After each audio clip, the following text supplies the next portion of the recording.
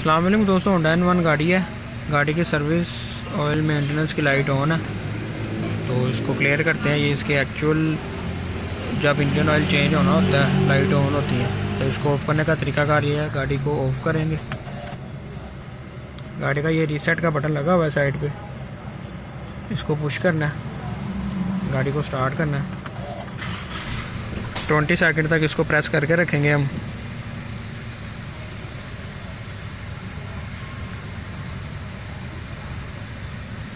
ये इसमें reading blink होने लगी है और लाइट भी ब्लिंक हो रही है।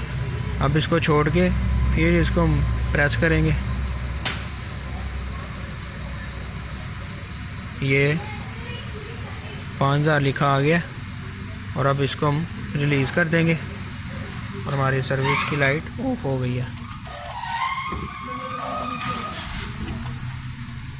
ये हमारी सर्विस की लाइट ऑफ हो गई।